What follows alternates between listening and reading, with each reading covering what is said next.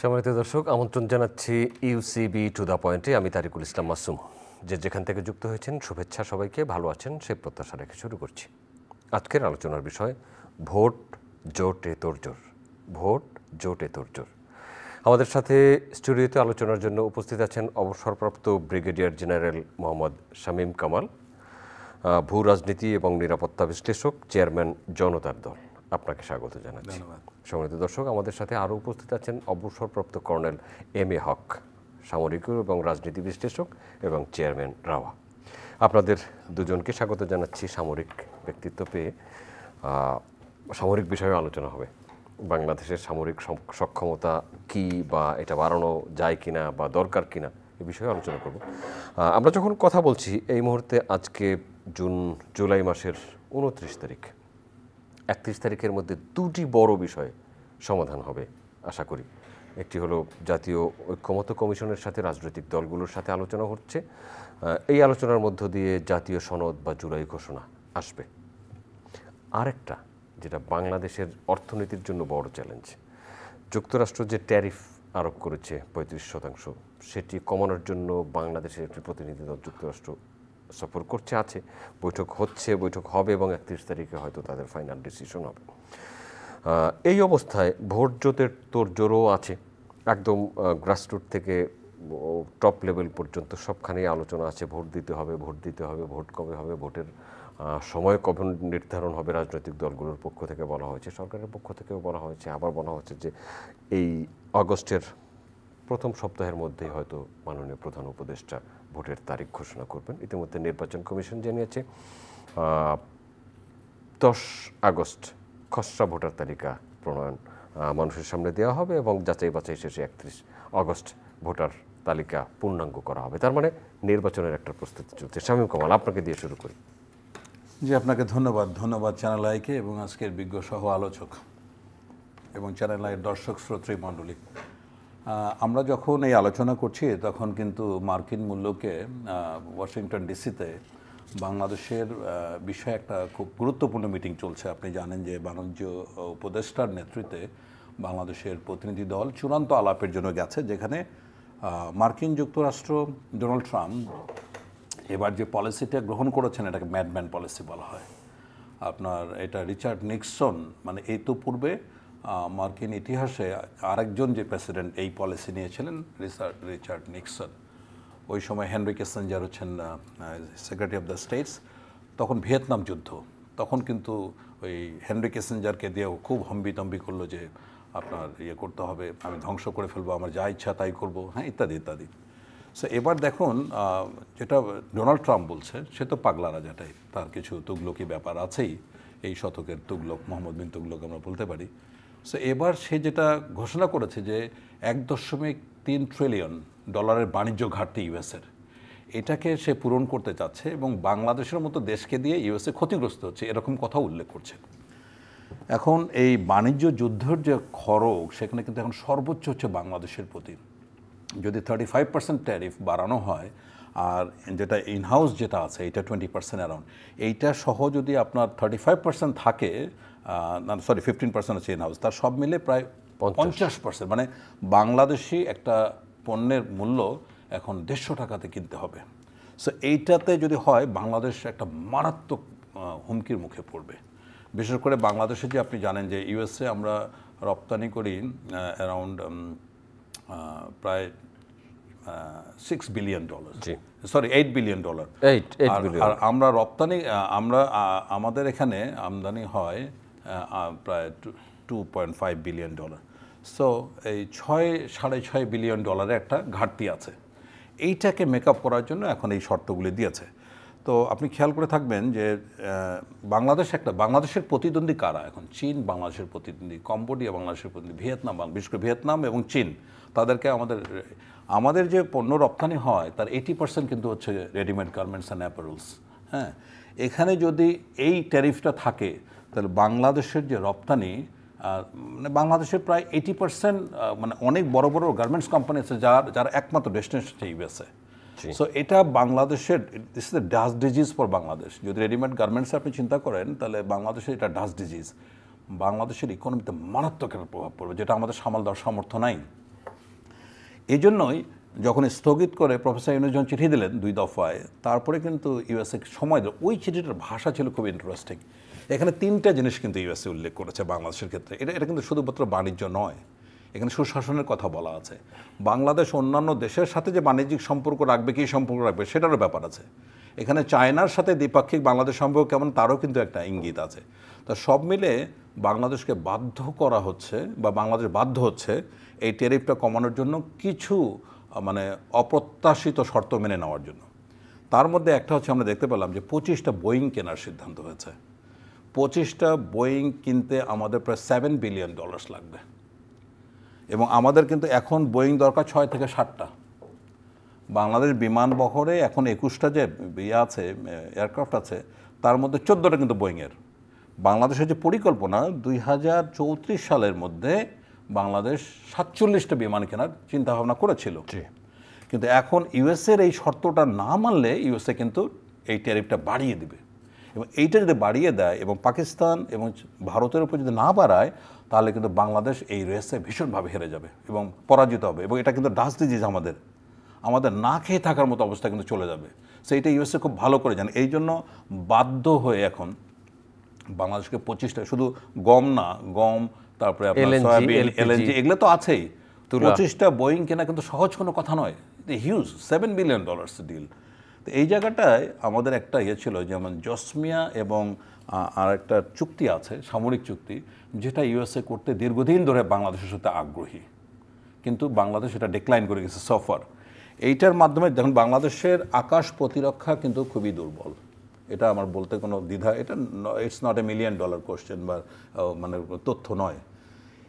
বাংলাদেশের ভবিষ্যৎ আকাশ যুদ্ধের ক্ষেত্রে, এয়ারপাওয়ার বাড়ানোর ক্ষেত্রে এই একটা জায়গা, যদি আমরা এখন F সিরিজের এয়ারক্রাফট নিয়ে আসতে পারতাম এই সুযোগে, ইউএসএ কিন্তু ভীষণভাবে ইন্টারেস্টেড এটাতে।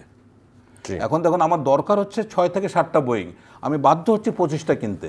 এই 25টা না কিনে, যেখানে আমার প্রায় শূন্য অবস্থানে আমার এয়ার পাওয়ার, এই যে F7 যে অ্যাক্সিডেন্ট করলো, এটার মাধ্যমে খালি কি যুদ্ধ দিয়ে আমাদের অভিজ্ঞতা অর্জন করতে হবে? এত অবসোলেট 90 দশকের এয়ারক্রাফট নিয়ে আমরা এখন কাজ করছি। আমরা যদি আমাদের মানে শত্রু বা প্রতিবেশীর কথা চিন্তা ভাবনা করি, তাহলে উই স্ট্যান্ড নো হোয়ার। এই ক্ষেত্রে যদি আমি বলছি 25টা বোয়িং না কিনে যদি এক স্কোয়াড্রন ফাইটার এয়ারক্রাফট নিয়ে আসা যায়, এবং প্রেফারেবলি F-30, 35, তাহলে কিন্তু বাংলাদেশ যে ডেটোরেন্সটা অর্জন করতে পারবে, এটা স্মরণকালের ডেটোরেন্স, যেটা বাংলাদেশের ভীষণভাবে দরকার। ডেটোরেন্স মানে কি? আপনি আপনার প্রতিপক্ষকে যেটা দিয়ে আপনি ভয় দেখাতে পারবেন। তাহলে এইটা একটা অপশন হইতে পারতো। আমি জানি না যে এই লেভেলে কেউ চিন্তা ভাবনা করছে বলে আমার ধারণা নেই। আসবো আপনার কাছে আবার। এম এ হক, আপনার কাছে জিজ্ঞাসা, ভোট জোটের তোড়জোড় কেমন দেখছেন, আইন শৃঙ্খলা পরিস্থিতি কেমন দেখছেন? ভোট জোটের তোড়জোড়, আইন শৃঙ্খলা পরিস্থিতির আগে আমি ব্রিগেডিয়ার শামীম কামালের কথা থেকে দু একটি যোগ করতে চাই। সেটা হলো বোয়িং কেনা, ট্যারিফ, বাংলাদেশের অর্থনৈতিক অবস্থা কী হতে পারে ইত্যাদি বিষয়, এবং নিরাপত্তার বিষয়টাও, যেহেতু দুইজনেই আমরা নিরাপত্তা বিশ্লেষক। সরকার, অন্তর্বর্তীকালীন সরকার বর্তমান সময়ে যেটা সবচেয়ে বেশি প্রয়োজন সেই জিনিসগুলোই তারা গুরুত্ব দেবেন, এটাই স্বাভাবিক। বোয়িং কিনবেন, এতে কোনো আপত্তি নাই, বোয়িং দরকার আছে। একই সাথে আকাশ প্রতিরক্ষার জন্য যে ফাইটার এয়ারক্রাফটের কথা ব্রিগেডিয়ার কামাল বললেন, এক একটা ফাইটার এয়ারক্রাফট এটা হলো $বিলিয়ন প্রয়োজন, অনেক টাকার। সেই অর্থ বাংলাদেশের অর্থনৈতিক অবস্থা পারমিট করে না। এখন তো খেলাফি ঋণ 5,30,000 কোটি টাকা ছেড়ে গেছে, অর্থাৎ ধনাঢ্য ব্যক্তিরা ব্যাংক লুট করে ফেলেছে, সব অর্থ নাই। সেক্ষেত্রে আমাদের মিনিমাইজ করার জন্য আমি মনে করি আকাশ প্রতিরক্ষা এই জেট ফাইটার এয়ারক্রাফট দিয়ে যথার্থ নয় এই মুহূর্তে, বাংলাদেশ না সারা পৃথিবীতে। এটা দেখা গেল ইরান ইরাক যুদ্ধে, আজকে বিভিন্ন যুদ্ধে ইরান ইসরায়েল যুদ্ধ, তারপরে আপনার রাশিয়া আর্জেন্টিনা ইউক্রেন যুদ্ধ। এখন ব্যবহার হচ্ছে ড্রোনের দামও কম, এবং এটা যে কোনো জায়গায় তারা পুষতে পারে, এবং মনুষ্যবিহীন ড্রোন আজকে আবিষ্কার হয়েছে।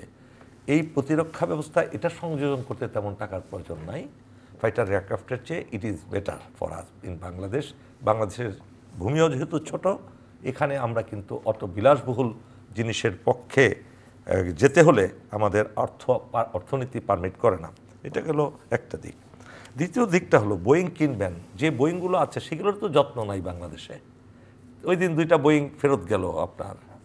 প্রত্যেক দিনই বোয়িংয়ের বের হচ্ছে, নতুন নতুন বোয়িং কেনা হয়েছে, কিন্তু সেটার মেনটেন্যান্স করা হচ্ছে না। মেনটেন্যান্স যারা করবে তারা কিন্তু সঠিকভাবে কাজ করছে না, দায়িত্বহীনতার পরিচয় দিচ্ছে। বাংলাদেশ বিমানের মতো একটা বিশাল হস্তি এখন অলাভজনক হস্তি লালন করছে আমরা, যেখানে দুর্নীতি, অদক্ষতা রন্ধ্রে আছে, দলবাজি, তারপরে আপনার ট্রেড ইউনিয়ন ইত্যাদি দিয়ে তারা কিন্তু পুরো প্রতিষ্ঠানটাকে ধ্বংস করে দিয়েছে। সেখানে আপনি আরও প্রতিষ্ঠা কিনে দিয়ে তাদের চুরি, বাটপারি, দুর্নীতি, অদক্ষতা প্রমাণ করার আরও সুযোগ করে দিচ্ছি। হ্যাঁ, কিনবো, কিন্তু আগে প্রাতিষ্ঠানিকভাবে আমাদেরকে সংশোধন করতে হবে প্রত্যেক ব্যক্তিকে। এটা আমি ওনার কথার উপর থেকে বলছি। এখন আসুন, সতর্কতা জারি করা হয়েছে আজকে, আপনি জানেন আগামী 11 দিন সারা দেশে বিশেষ সতর্কতা জারি। কেন জারি করা হয়েছে?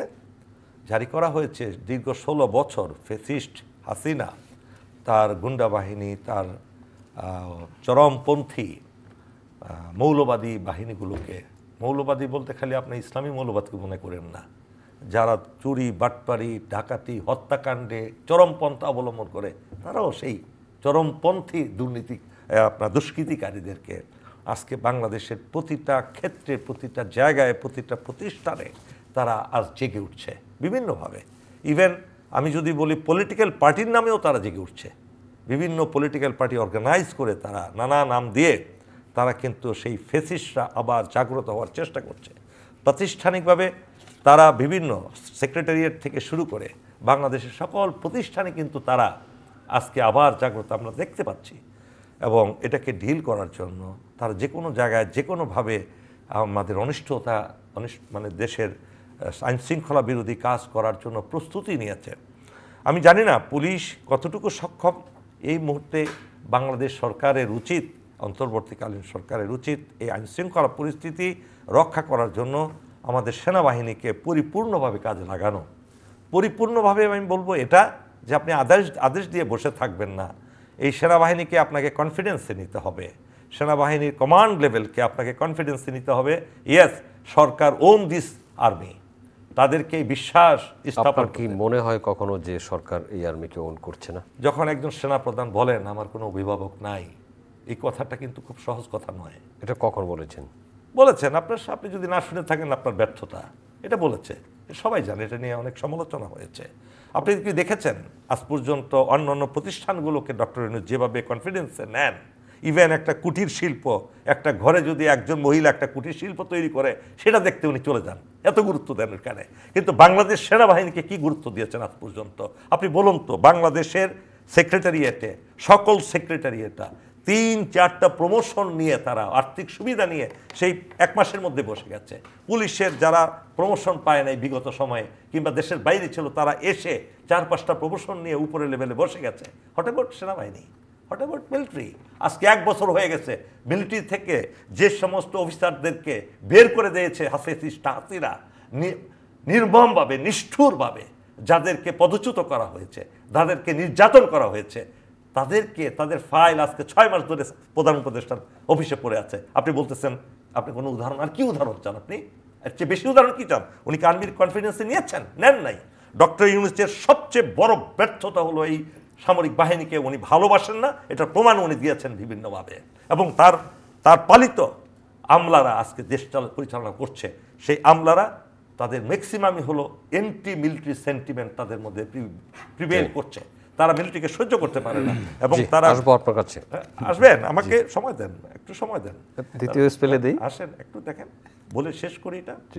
আজকে এই আমলাতন্ত্রকে যদি কঠোরভাবে দমন করা না যায়, কিসের ভোট হবে? ভোট হবে কিভাবে? আমলাতন্ত্রকে কে কঠোরভাবে দমন করবে? কঠোরভাবে দমন বলছে না, দমন না, তাদেরকে একটা শৃঙ্খলার মধ্যে আনা। তারা যা ইচ্ছা তা করবে। যদি আপনি তাদেরকে আজকে নিয়ন্ত্রণ করতে না পারেন, আগামী ইলেকশন কি সুষ্ঠুভাবে হতে পারবে? কেননা আজকে ডিসি সাহেব থাকেন, আপনার কি বলে সেটাকে, রিটার্নিং অফিসার ডিসি, উপজেলা লেভেলে থাকে ইউএনও। তারা যদি নির্দলীয়ভাবে নিরপেক্ষভাবে নির্বাচন পরিচালনায় প্রভাব না রাখেন, তাহলে আর্মি বাইরে থেকে কিছু করতে পারবে না। আর্মিকেও সেই কনফিডেন্সে নিতে হবে, আর্মি তাহলে আন্তরিকভাবে সে দায়িত্ব পালন করবে। সুতরাং ভোট সুষ্ঠুভাবে যদি না করতে পারেন, দেশে আবার আরেকটা বিশৃঙ্খলার সৃষ্টি হবে এবং এই সুযোগ নিয়ে আবার সেই ফেসিস্টরা জাগ্রত হয়ে যাবে। ধন্যবাদ আপনাকে শামীম কামাল। অনেকগুলো কথা বললেন কর্নেল এম এ হক, একটু ক্ষোভের সুরেই বললেন। তার মনে হয়েছে যে সরকার বা মাননীয় প্রধান উপদেষ্টা আর্মিকে কনফিডেন্সে নেননি। আপনারও কি তাই মনে হয়? যে এটা বিষয়টা হচ্ছে যে একটা গ্যাপ যে আছে, এর আগেও আমি বলেছি, ম্যাজিস্ট্রেসি পাওয়ার কিন্তু কোনো সাধারণ পাওয়ার নয়। বাংলাদেশের স্বাধীনতার পরে এই প্রথম সেনাবাহিনীকে বা সশস্ত্র বাহিনীকে ম্যাজিস্ট্রেসি পাওয়ার দিয়েছে।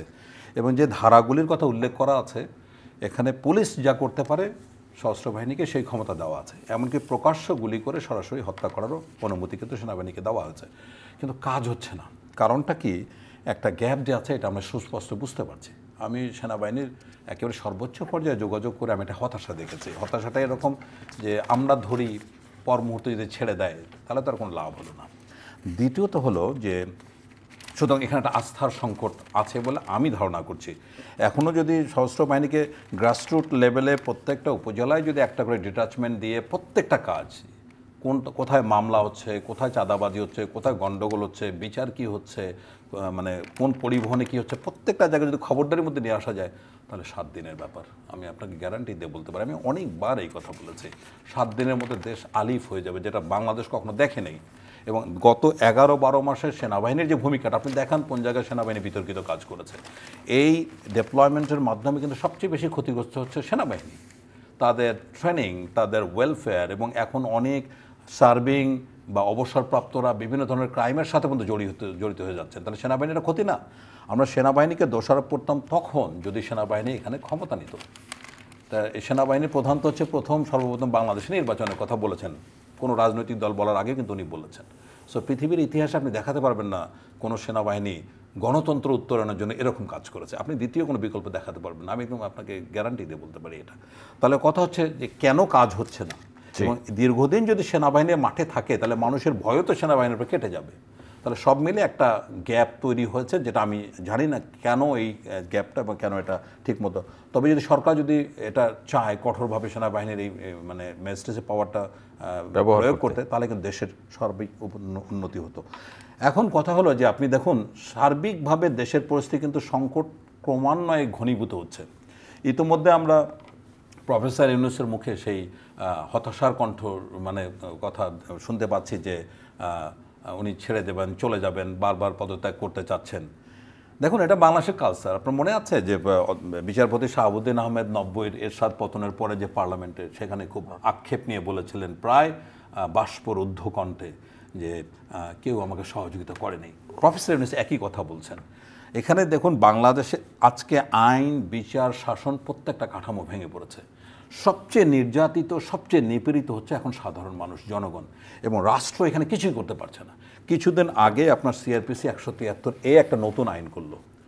এতদিন ধরে যে বলা হচ্ছে যে মিথ্যা মামলাগুলি হচ্ছে, এই সিআরপিসি 173 এতে নতুন একটা আইন করলো যে এসপি সাহেবরা বা পুলিশ কমিশনাররা যাদেরকে মনে করেন যে এই হত্যা মামলার সাথে জড়িত না তাদেরকে, বা মিথ্যা মামলার সাথে জড়িত না তাদেরকে তারা বেল দিতে পারবেন। কোনো কাজ হচ্ছে না। এর আগে ডিসি সাহেবদেরকে এরকম ক্ষমতা দিলেন। আরে কী রে ভাই, আশ্চর্যজনক একটা বিষয়। রাষ্ট্র বলে যাচ্ছে কিন্তু কোনো কাজ হচ্ছে না। পুলিশ কোনো ধরনের কাজ করতে সম্ভব না, মানে পারছে না। তারা শুধুমাত্র ওই যে একটা দলের যে মিথ্যা মামলা আছে সেই তালিকা নিয়ে বাড়ি বাড়ি থেকে চাঁদা তোলার কাজ করতেছে। পুলিশ যেখানে নিরাপত্তা না দিয়ে চাঁদাবাজের কাজ করে, রাজনৈতিক দলগুলো কি চূড়ান্ত অসহিষ্ণু কাজ করলো। মানে সবচেয়ে বড় দল যদি বিএনপি চিন্তা করি, তাদের যে মানে সোনার ডিম পাড়া রাজহাঁস অলরেডি জবাই করে ফেলছে, কারো উপরে কারো নিয়ন্ত্রণ নাই।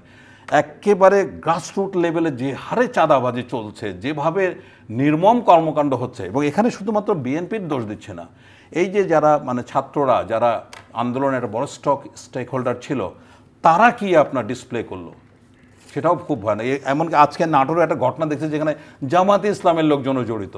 আরে কার উপরে ভাই দেশটা আপনি রক্ষা পাবে? তাহলে কার দিকে তাকিয়ে থাকবে বলুন? আমি সর্বসাকুল্যে দেখতে পাচ্ছি যে বাংলাদেশের রাজনৈতিক দলগুলি একেবারেই এতটাই অসহিষ্ণু আচরণ করলো এবং এমন নির্মম মহড়া দিয়ে যাচ্ছে, বাংলাদেশের ভবিষ্যৎ আরও অন্ধকারের দিকে যাচ্ছে, আরও ভয়াবহ পরিণতির দিকে যাচ্ছে।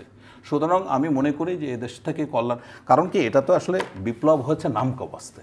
এই বিপ্লবটাকে আজকে আমরা বিপ্লব বলছি, এই কয়দিন পরে ছাত্র গণ্ডগোল, ছাত্র দাঙ্গা এই ধরনের নেগেটিভ মানে কনোটেশনে ডাকবে। আসলে তাই একটা বিপ্লবের যে কিছু মৌলিক কাঠামো থাকে তার কিছু নাই।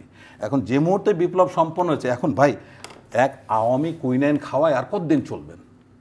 এটা তো মানুষ পছন্দ করছে না, মানুষের এখন জান চলছে না। আমি অনেক অপরাধে যারা অনেকে আছে যারা জেলে আছে 6 মাস ধরে, ছাত্র হত্যা মামলার আসামি, বিচারপতিরা রায় মানে তাদের বেল দিতে পারছেন না। মামলা 302, তাকে বেল দেওয়া যাবে না। আরে সে কি ছাত্র হত্যা করছে নাকি? এবার এইদিকে দেখেন চিফ প্রসিকিউটর বললেন যে বিচার করা সম্ভব, সরকারের যে ত্রয়ী এজেন্ডা আছে সংস্কার, বিচার এবং নির্বাচন, একটাও করতে পারছে না, লেজে গোবরে করে ফেলছে।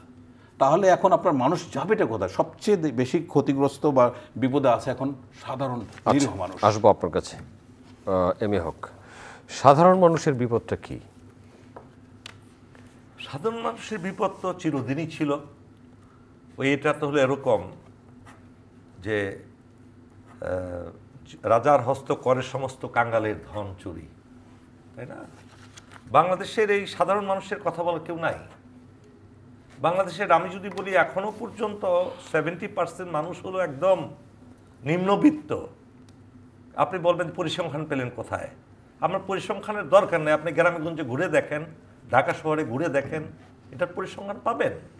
প্রতিষ্ঠানগুলোতে দেখেন, তাদের কথা বলার তাদের কোনো সে নাই। তারা কি খাচ্ছে, 3 বেলা খেতে পারছে কি না, তাদের প্রতি আইনশৃঙ্খলা বাহিনী যেরকম খড়গহস্ত, কই ধনিক শ্রেণীর প্রতি তো সেই খড়গহস্ত না। কয়জন ঋণ খেলাপিকে বাংলাদেশের পুলিশ গ্রেপ্তার করেছে, বাংলাদেশ সরকার গ্রেপ্তার করেছে, গ্রেপ্তার করছে ওই দিন আনে দিন খায়। হয়তো একটা ছবি তুলেছিল আওয়ামী লীগের কারোর সাথে, সেটাই তার কাল হয়ে দাঁড়িয়েছে। কেন সে ছবি তুললো? পুলিশ তার পিছনে দৌড়াচ্ছে। কিন্তু বড় বড় টেরোরিস্টদেরকে যারা লালন পালন করছে এখন আওয়ামী লীগের টেরোরিস্টদেরকে, তাদের বিরুদ্ধে কিন্তু পুলিশ কোনো অ্যাকশন নিচ্ছে না। গরিব মানুষ, তাদের ভূমি বিটা বিক্রি করে তারপরে তাদেরকে ছাড়াতে গিয়ে টাকা দিতে হচ্ছে, উকিলকে দিতে হচ্ছে, পুলিশকে দিতে হচ্ছে, এবং একদম নিতান্তই সাধারণ মানুষদেরকে তারা গ্রেপ্তার করছে। একজনও কিলারকে গ্রেপ্তার করছে না, একজন দুষ্কৃতিকারী যারা লিডারশিপে ছিল তাদেরকে গ্রেপ্তার করছে না। তারা কেননা কারো আঁচলের নিচে আছে, কারো বগলের নিচে আছে পলিটিশিয়ানদের। এটা কি সাধারণ মানুষের ভোগান্তি নয়? আজকেও আমি এই অনুষ্ঠানে আসার আগে এক এলাকা থেকে ফোন করলো, স্যার 3 জনকে পুলিশ ধরে নিয়েছে, এক জায়গায় বসে তারা গল্প করতেছিল। কীভাবে কথা করলো? স্যার তার সাথে একটা ওই এই একটা রাজনৈতিক নেতার অথবা উপজেলা লেভেলের কারোর সাথে একটা ছবি আছে, ছবি দেখিয়ে যে তুই দুষ্কৃতিকারী। এটা কি হতে পারে আপনি বলেন? অথচ তাদের চোখের সামনে ঘুরে বেড়াচ্ছে অস্ত্রধারীরা। এটা কি? তাহলে সাধারণ মানুষ কোথায় যাবে বলেন আপনি? ওই পরিবারটা শেষ হয়ে যায়। একটা মানুষকে যখন গ্রেপ্তার করা হয়, সেই পরিবারে লেখাপড়ার নাই, তার ওয়াইফ অশিক্ষিত, ছোট্ট মেয়ে, ছোট্ট ছেলে, এরা কি উদ্ভ্রান্তর মতো ঘুরতে থাকে। কোথায় যাবে, কার কাছে যাবে, কার কাছে আশ্রয় নেবে, কার কাছে সমাধান পাবে, কোথাও কিছু খুঁজে পায় না। এই জিনিসটা তো তারা বুঝে না। এই পুলিশের মানবিক গুণটা তারা বিলুপ্ত করেছে 16 বছরে। তাদের ভিতরে সেই ভালোবাসা, মানুষের প্রতি দয়া মায়া কিচ্ছু নাই। এই 1 বছরে কি তাদেরকে কাউন্সিলিং এর চেষ্টা হয়েছে বলে মনে হয়? সেটা তো আপনিও জানতে পারতেন। যদি কাউন্সিল হতো, কর্নেল হককে ডাকতো তারা পুলিশে, তারা ডাকতো যে মোটিভেট করেন। পুলিশের লোককেই যে পুলিশ দিয়ে পুলিশ বেট করতে হবে তা না। কামালকে ডাকতে পারে, আমাকে ডাকতে পারে, আরো অন্যান্য মোটিভেটরকে ডাকতে পারে। কিন্তু সেই জিনিসটা আজকে নাই, তাদের ভিতরে ঢুকতে দিবে না কাউকে। এই যে আজকে ডিমোটিভেটেড পুলিশ যা কাজগুলো করছে, আমি পুলিশের বিরুদ্ধে নাই, এর মধ্যেও ভালো ভালো অসংখ্য লোক আছে, কিন্তু তারা কতটুকুই বা ভালো কাজ করতে পারবে। আজকে সেনাবাহিনীর কথা আপনি বলছিলেন শুরুতে, সেনাবাহিনী দেখুন ভাই, সেনাবাহিনী যদি সেদিন জেনারেল ওয়াকারুজ্জামান যদি সেই জিনিসটা না নিত, কোথায় থাকতো বাংলাদেশ? মনে করলেন উনি কিছুই বলতেন না, চুপ করে নিরপেক্ষ ভূমিকা পালন করলেন যে আমি কারো পক্ষে নাই, তাহলে কি হতো? পুলিশ এই দেশটাকে আজকে একদম একটা গৃহযুদ্ধে পরিণত করে দেশ শেষ করে দিত। আজকে সেই ওয়াকারুজ্জামানের বিরুদ্ধে সোশ্যাল মিডিয়া, সেনাবাহিনীর বিরুদ্ধে কিছু কিছু দুষ্কৃতিকারী মানুষ যে অপপ্রচার চালাচ্ছে, সেটাকে প্রতিহত করার জন্য সরকার কোনো ব্যবস্থা নিয়েছে? যখন পলিটিশিয়ান, 2-1 পলিটিশিয়ানকে, আর্মিকে নির্দয়ভাবে গালিগালাজ করে, তাদের বিরুদ্ধে সরকার কোনো ব্যবস্থা নিয়েছে? নেয়নি। আপনি বলেন, আপনি কে দায়িত্ব পালন করছেন? আপনাকে যদি কন্টিনিউয়াসলি বকাবকি করা হয়, আপনার এটা প্রতিকার যদি না করা হয়, আপনি দায়িত্ব পালন করতে পারবেন? ঠিক একই কাজটা হয়েছে। আপনার ম্যাজিস্ট্রেসি পাওয়ার দিয়ে কী হবে? আমার তো মোরাল ডাউন। আমার সৈনিকগুলো এই রৌদ্রের মধ্যে, এই গরমের মধ্যে সেই তারা আপনার বুলেট প্রুফ জ্যাকেট পরে, এ অস্ত্র নিয়ে, গোলা বারুদ দিয়ে এই সারাদিন ভোট পরে ডিউটি করছে। কেউ কি একবারও ডক্টর ইউনূসের মুখ দিয়ে কিন্তু একটু দয়া মায়ার কথা বের হয়েছে যে আপনারা খুব ভালোভাবে দায়িত্ব পালন করেছেন? একবারও কি একটা অফিসারদেরকে অ্যাড্রেস করার জন্য ডক্টর ইউনূস এসেছেন? উনি পুলিশকে অ্যাড্রেস করেছেন, মিলিটারি অফিসারদেরকে অ্যাড্রেস করেছেন আজ পর্যন্ত ডক্টর ইউনূস? আপনি বড় মাপেরই হতে পারেন ডক্টর ইউনূস। থাকুন আমাদের সাথে, আমরা আছি চ্যানেল আইয়ের অনলাইন প্ল্যাটফর্মে, চ্যানেল আইয়ের ফেসবুক এবং ইউটিউব চ্যানেলে। জি, আপনি অব্যাহত রাখুন। ডক্টর ইউনূস সেই কাজটি করেননি।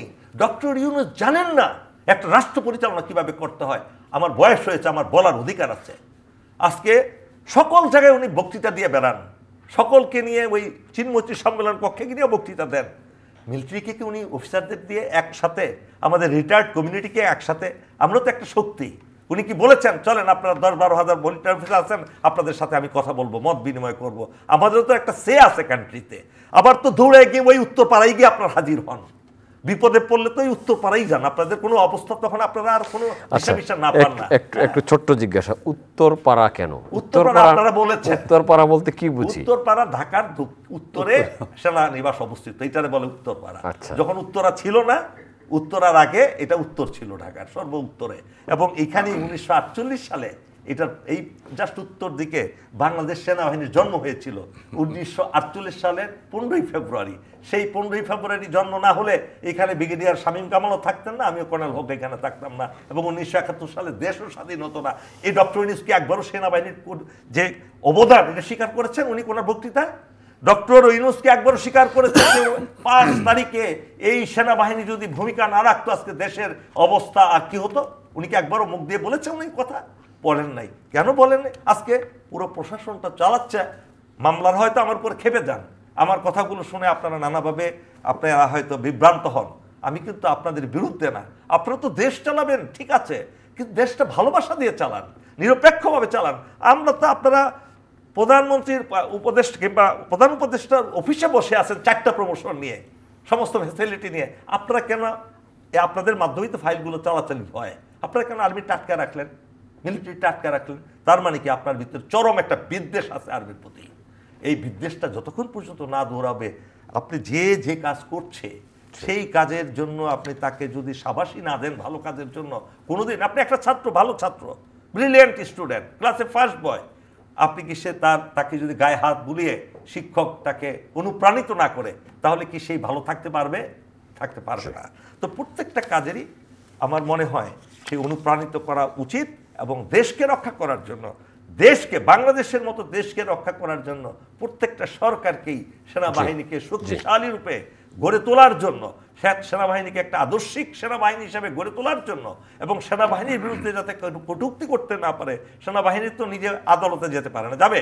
আপনি কটূক্তি করলেন, এখন সেনাবাহিনীকে আপনার বিরুদ্ধে আদালতে যাবে? এটা সরকারের দায়িত্ব, এ থেকে প্রতিরোধ করা, এটার বিরুদ্ধে আপনার ব্যবস্থা গ্রহণ করা। সেই ব্যবস্থাটা তো আপনি জানেন, কিছুদিন আগে এক পলিটিশিয়ান যা ইচ্ছা তা বললো আর্মির বিরুদ্ধে, তার বিরুদ্ধে কি কোনো ব্যবস্থা গ্রহণ করা হয়েছে? হয়নি। প্রিয় ভাই, দেখুন তরিকুল ইসলাম মাসুম, আপনি অনেক অনুষ্ঠান পরিচালনা করেন, আপনাকে আমরা অনুপ্রাণিত করি, প্রতিষ্ঠান অনুপ্রাণিত করে, আপনি ভালো করছেন। ঠিক এই জায়গাটা আমাদের বিশাল একটা গ্যাপ আছে সেনাবাহিনীর ক্ষেত্রে। জি, আপনাকে ধন্যবাদ। আসবো আপনার কাছে ইনশাআল্লাহ আরেকবার। শামীম কামাল, এখন যে রাজনৈতিক দলগুলোর সাথে ঐক্যমত্য কমিশনের আলোচনা হচ্ছে, বলা হয়েছে যে 20টি মূল এজেন্ডার মধ্যে 12টিতে সমঝোতা হয়েছে বা মতৈক্য হয়েছে, বাকিগুলো নিয়েও কাজ করছে। আশা করি এই মাসের মধ্যেই জুলাই সনদ দিতে পারবো। জুলাই সনদে কি থাকবে, বা জুলাই সনদ দিলে কি হবে, আর না দিতে পারলে কি হবে? আচ্ছা, এখানে মনে হয় যে 20টির মধ্যে 12টা না, মোট 166টি। এটার মধ্যে 12টা মৌলিক বিষয় মোটামুটি কাছাকাছি আসছে। সার্বিকভাবে যদি বলেন, আমি পর্বতের মুশিক পোষক ছাড়া কিছুই। 20টি সবচেয়ে গুরুত্বপূর্ণ, তার মধ্যে 12টি। আচ্ছা, 12টার মধ্যে আপনি আমার একদম যতটুকু মনে পড়ে, প্রধানমন্ত্রী 10 বছরের বেশি থাকতে পারবেন না সহ আর্টিকেল 70, যেখানে ফ্লোর ক্রসিংয়ের যে একটা ইয়ে ছিল, রাষ্ট্রপতি নির্বাচন, প্রধান নির্বাচন, বিচারপতি ইত্যাদি ইত্যাদি, এগুলি কিন্তু মৌলিক বিষয় নয়। কিন্তু আপনার আপার হাউস, লোয়ার হাউস, তারপরে মানে নারী সংসদ সদস্য নির্বাচন সরাসরি, এগুলি মৌলিক বিষয়, কিন্তু একটা তো একমত হতে পারেনি। আমি আপনাকে আগের প্রোগ্রামে আপনার মনে আছে কাগজ কিনা? দেখিয়েছিলেন। আমি দেখিয়েছিলাম যে একটা তো হবে না, আমি তো কথা বলবো না প্রয়োজন বোধে, আমি এরকম বলেছিলাম। ব্যাপারটা তাই। সো ওই অর্থে এই যে এত বড় একটা কমিশন, এতদিন ধরে কাজ করছে, আজ থেকে 6টা বড় কমিশনের যদি কথা ধরি, তারা 4-5 মাস আগের থেকে, যেমন নির্বাচন ব্যবস্থা সংস্কার কমিশন 5 মাস আগে বেশ কিছু সংস্কার প্রস্তাব করে বসে রাখছে। তাই আমরা যে নতুন রাজনৈতিক দল, আমরা এখন এই নিবন্ধনের জন্য কাজ করছি। দেখুন বৈসাদৃশ্যটা কি, আমাদেরকে সার্টিফিকেট দিতে হচ্ছে যে 72 আর্টিকেল মানে 1972 কনস্টিটিউশন অনুযায়ী আমাদের দলে কোনো কোলাবরেটর নাই, যুদ্ধবিরোধী নাই বা যুদ্ধ অপরাধী কেউ নাই, ঠিক আছে। আবার জামাত ইসলামের নিবন্ধন কিন্তু হয়ে যাচ্ছে। সো বাংলাদেশ এখন একটা মোটামুটি একটা ম্যানেজমেন্টের ভিতর দিয়ে যাচ্ছে। আচ্ছা, এখন ধরুন আমরা এই যে ঐক্যমত্য কমিশন, এখানে আপনার 90-এর উদাহরণ দেই। 90-তে সমস্ত দল এক কথা বলে যে বিচারপতি শাহাবুদ্দিন আহমেদকে প্রধান রাষ্ট্রপতি বানিয়ে দিল, যে মুহূর্তে তারা ক্ষমতা আসে পুরানা সমস্ত কিছু কিন্তু একদম ডিলিট। এবারও ঘটনা তাই হতে যাচ্ছে। এখানে যতই আলাপ হোক না কেন, যদি কোনো একক দল কোনো মেজরিটি পেয়ে যায়, সমস্ত কিছু আন্ডু হয়ে যাবে। সুতরাং এখানে জাস্ট এফোর্ট দেওয়াটা আমার কাছে মনে হচ্ছে ওই একেবারে সময়, অর্থ এবং অনেক গুরুত্বপূর্ণ কাজকে আমরা মানে বাইপাস করে এই কাজগুলি করছি। এখন দেখুন আপনার সামনে একটা যেন নির্বাচন করে ছেড়ে দেমা কেঁদে বাঁচি টেকনিক হল একমাত্র গ্রহণযোগ্য টেকনিক। আপনি বিচার ব্যবস্থা কন্টিনিউ করতে পারবেন, সংস্কার তো দেখতেই পাচ্ছেন, যেটাকে আপনি এই যে 10টা-12টার যে কথা বলাচ্ছে, তাও এটা ভবিষ্যৎ কেন্দ্র দিকে যাবে। তাহলে বিচার আপনি করতে পারছেন না, কারণ বিচার একটা দীর্ঘ প্রক্রিয়ার বিষয়। সেদিন চিফ প্রসিকিউটর যে বললেন যে একজনকে পেয়েছে যে সাইকি, যে কাছ থেকে গুলি করার পরে 1000-এর ঊর্ধ্বে গুলি করেছে, সে যখন মগজ এবং রক্ত বেরো হাতে আসে তার মধ্যে একটা অন্য ধরনের অনুভূতি কাজ করে, মানে হি বিকাম সাইকি। তা আপনি এই লোকটাকে ধরেছেন, তার মতামত জেনেছেন, সর্বোচ্চ যে আদেশ দিয়েছে তাকে জানেন, মধ্যবর্তী যে প্রতিরক্ষা উপদেষ্টা যে দিয়েছেন, 3টা লোকের একটা টোকেন বিচার করেন না, 1টা-2টা করেন না কেন? আপনি পারবেন না তো। এই যদি আপনি শেখ হাসিনার নামে যদি যে বিচার আছে, 100 বছর লাগবে। যতগুলি বিচার হয়েছে এগুলো যদি আপনি সব করতে চান, মানে 100 বছরে শেষ করতে পারবেন না। আমাদের সিস্টেমটা এরকম। সুতরাং কোনো রকম 1টা-2টা টোকেন বিচার করা, কোনো রকম 2-1টা সংস্কার যেটা সবাই মিলে মানছে বা বিরোধিতা করছে না, এবং একটা নির্বাচনকে সামনে টার্গেট করে আপনাদের মানে ছেড়ে দেওয়া খেদে বাঁচি হলে নির্বাচন করার জন্য মাননীয় প্রধান উপদেষ্টা বলেছেন যে বাংলাদেশের ইতিহাসে একটি উল্লেখযোগ্য এবং গ্রহণযোগ্য নির্বাচন তিনি করতে চান। এটা উনি বলেছেন। প্রথম কিন্তু অনেক উৎসাহ উদ্দীপনা অনেক কিছু বলেছেন, কিন্তু এখন বলে আমি মনে হয় নিরপেক্ষ নির্বাচন করতে পারবো কিনা সন্দেহ আছে। এ কথা উনি বারবার বলেছেন, কারণ কেউ তাকে সহযোগিতা করছে না। রাজনৈতিক দলগুলি চাঁদাবাজি, মাস্তানি, মানে অসহিংস আচরণ করছে। তারপরে আপনার প্রশাসনের দিক থেকে সহযোগিতা পাচ্ছে না, মানে উনি তো হেল্পলেস। পৃথিবীর সবচেয়ে অসহায় ব্যক্তি এখন প্রফেসর ইউনূস বাংলাদেশের মাটিতে। আপনাকে ধন্যবাদ। আমরা এমন অসহায় প্রধান উপদেষ্টা নিশ্চয়ই কামনা করি না। এম এ হক, আপনাকে দিয়ে শেষ করব। দেখেন, ওনার সূত্র ধরে আমি যেটা একটা কথা বলছি, উনি ঠিকই বলেছেন। যত সংস্কারই করেন না কেন, যদি সেই সংস্কারের প্রতি মানুষের অন্তরের থেকে সেটা মেনে না নেয়, দেশের প্রতি দরদ, মানুষের প্রতি দরদ যদি না থাকে, ব্যক্তি স্বার্থ, দলীয় স্বার্থটাই যদি মুখ্য উদ্দেশ্য হয়, সেটা কাজে লাগবে না। আজকে কিভাবে ডক্টর ইউনূস কাটবেন আগামী ইলেকশন? আমাদের দুদক যে ধরনের মামলাগুলো 91 সালের পরে হয়েছে অবৈধ অর্থের মালিকদের বিরুদ্ধে, রাজনীতিবিদদের বিরুদ্ধে, সেই মামলাগুলো বেকসুর খালাস পেয়ে যাচ্ছে। সেই মামলার আসামিরা যারা প্রকাশ্যে তাদেরকে জানে, পুরো দেশ জাতি জানে যে তারা দুষ্কৃতিকারী, অবৈধ অর্থের মালিক, এবং কোনো কর্মকাণ্ড ছাড়া, কোনো পেশার ছাড়া তারা ব্যবসার সাথে জড়িত নয়, তারা কোনো চাকরি বাকরি করে নাই, শুধু রাজনীতি করার মাধ্যমে তারা হাজার হাজার কোটি টাকার মালিক হয়েছে। এই টাকাগুলো কাদের? টাকাগুলো জনগণের। উন্নয়নমূলক কাজে গেছে, উন্নয়নমূলক কাজের টাকা, অথবা চাঁদাবাজি করার টাকা। চাঁদাবাজি কাদের উপর থেকে করে? কোন বড় লোকের কাছ থেকে? সবই গরিব লোকের কাছে। মাছ বিক্রি করে, তাকে ঢেলে 200 টাকা চাঁদা দিতে হয়। রিক্সা চালায়, তাকে 200 টাকা চাঁদা দিতে হয়। টেম্পো চালায়, 200 টাকা চাঁদা দিতে হয়। আপনি খোঁজ দেন, এই টাকাগুলো তো তাদের। আজকে এই জনগণের টাকা নিয়ে যারা বড় হয়েছে, অবৈধ অর্থের মালিক হয়েছে, তারা আদালত থেকে আপিল করে বেকসুর খালাস হয়ে যাচ্ছে। এই বিচারক কারা? যারা রায়গুলো দিচ্ছে। তাদের ভিতরে কি অন্তর আছে? দেশের প্রতি ভালোবাসা তাদের আছে, তাদের প্রতি নৈতিকতা আছে, তাদের মূল্যবোধ আছে, তাদের ধর্মীয় কোনো মূল্যবোধ আছে? তারা কি মৃত্যুর ভয় পায়? তারা কি আল্লাহকে ভয় পায়? পাচ্ছে না। আজকে যে যত কথাই বলুক, আইনজীবীরা যদি আদালতের সামনে প্রমাণ না করতে পারে তাহলে আইনজীবীরাও তো নৈতিকভাবে তাদের আইনজীবীরা প্রমাণ করবে, কারে দায়িত্ব তো সরকারের সেটা প্রমাণ করার। দুদক মানে এখানে আপনি দেখেন যে যতগুলো হত্যা মামলা হচ্ছে একটারও বেল দিতে পারছে না, বিবেক কাজ করে না, বিবেক কাজ করে না। আপনি যে লোকটা কোনোদিন ঢাকায় আসেনি তার নামে সে 6 মাস জেলে ধরে পড়ছে। আজকে বিচার ব্যবস্থা, আজকে হাইকোর্টে স্পষ্ট বলা আছে না এটা হত্যা মামলা, 302 বেল দেওয়া যাবে। আমি এইটাই কি আপনার বিবেক? তরিকুল সাহেব, আমি ওই দিন হাইকোর্টে গেলাম এমনি দেখা করার জন্য, একসাথে দেখি, হাইকোর্টে যাইনি জীবনেও, গিয়ে দেখি মানুষের হাজার হাজার মানুষ কিলবিল করে। একটা আদালতে আমি গিয়েছিলাম একটা কারণে, ওই সিনা হত্যার কেস দেখার জন্য, সিনা হত্যার মামলাটা। ঢুকতেছে আইনজীবী কথা একটু বলল, বিচারক শুনতেও পারে না। একটা যে রায় দিবে সেটা যে পূর্ণাঙ্গ একটা সময় নিতে দিবে সেটা তো পারছে না তারা। কেন এত মামলা হবে? আপনি বলেন, আজকে যদি পুলিশকে ঠিক করা যেত, মামলাটা তো শুরু হয় পুলিশের মাধ্যমে নাকি? পুলিশ কি জানে না আপনি যদি আমার বিরুদ্ধে একটা মামলা দেন, এই মামলা দেওয়ার পরে পুলিশ কি মেরিটটা বুঝে না যে এটা কি কর্নেল হক এটাকে আসলে করেছে কিনা? তারা কিন্তু বুঝতে পারে, কিন্তু টাকা খাওয়ার জন্য কর্নেল হকের কাছ থেকেও খাবে, আপনার কাছ থেকেও খাবে। এই নৈতিক মূল্যবোধ দিয়ে, এই অধপতন দিয়ে আপনি একটা দেশ কি চালাতে পারবেন? পারবেন না। আজকে গোড়ায় হাত দিতে হবে। আজকে মানুষকে, বাংলাদেশের মানুষকে আল্লাহকে ভয় করতে হবে, ভয় করা শিখাতে হবে। এই শিখানোর দায়িত্বটা হলে যে কামাল সাহেবের মতো লোকদের, তারা রাজনীতি করেন, পলিটিক্যাল লিডার হয়েছেন, তাদের ওই সবাইকে একবারও বলেন যে আল্লাহকে ভয় করেন আপনারা, মৃত্যুকে ভয় করেন আপনারা? বলতে পারবেন? উনি বুক হায় হাত দিয়ে ওইটা বললে উনি মৌলবাদী হয়ে যাবেন, ভয় পান। সুতরাং হিন্দুত্ববাদীরা ভয় পায় না, মোদী সাহেব ভয় পায় না, রাজনাথ ভয় পায় না, আদিত্যনাথ ভয় পায় না, ভয় পায় কামাল সাহেবরা ইসলামের কথা বলতে। নাম হলো শামীম কামাল, নামটা ইসলামের, কিন্তু ইসলামের কথা বলতে তারা যতক্ষণ পর্যন্ত ভয় পাবে ততক্ষণ পর্যন্ত বাংলাদেশ কখনো ঠিক হবে না। বাংলাদেশের 93% লোকের আদর্শকে যারা সমুন্নত রাখতে পারবে না, যে আদর্শে সামান্য হলো ব্যতিক্রম ধর্ম শুরু করে, যেহেতু আপনার নাম বলেছে আপনি অবশ্যই সুযোগ পাবেন। যতক্ষণ না পর্যন্ত এই আদর্শকে বুকে পিঠে ধারণ না করতে পারবো যে মিথ্যা কথা বললে গুনাহ হবে, আমাকে প্রতারণা করলে আমার শাস্তি পেতে হবে আল্লাহর কাছে, আমাকে কাউকে ঠকালে আল্লাহর কাছে আমাকে দিতে হবে, আমাকে কৈফিয়ত দিতে হবে, আমি 5 ওয়াক্ত নামাজ না পড়লে আমি মুসলমানই থাকতে পারবো না। এই যে জিনিসটা বাংলাদেশে একটা পুরো দেশকে আপনি আলিফ করে ফেলতে পারবেন, আপনি 5 ওয়াক্ত নামাজটা জামাতে পড়ার শিখান মানুষকে। এটা আপনি বলবেন যে আপনি তো টুপি পরেন, দাঁড়িয়ে রাখছেন, মৌলবাদী হয়ে গেছে, এটা বললে কিন্তু বলবেন আপনি, কিন্তু তাতে কিছু যায় আসে না।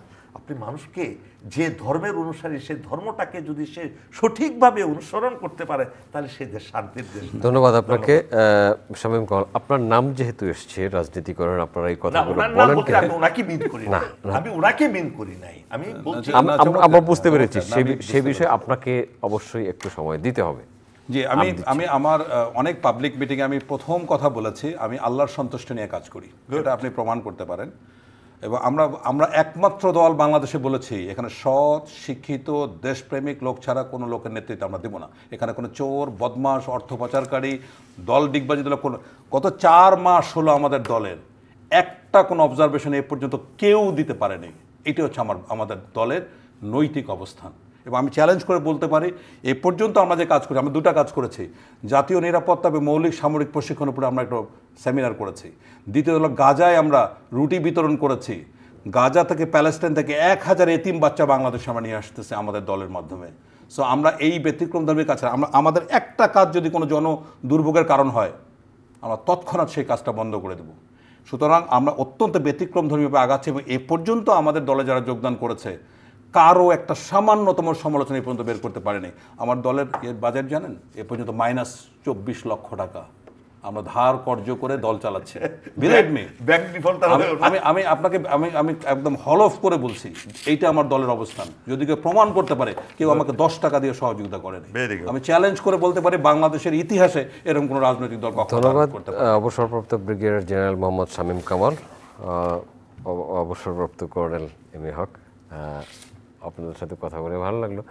সম্মানিত দর্শক, আমাদের সাথে থাকার জন্য কৃতজ্ঞতা। আগামী অনুষ্ঠান দেখার আমন্ত্রণ রইল, দেখা হতে পারে সে অনুষ্ঠানে। ভালো থাকবেন সবাই, আপনাদের সবার জন্য অনেক অনেক শুভকামনা।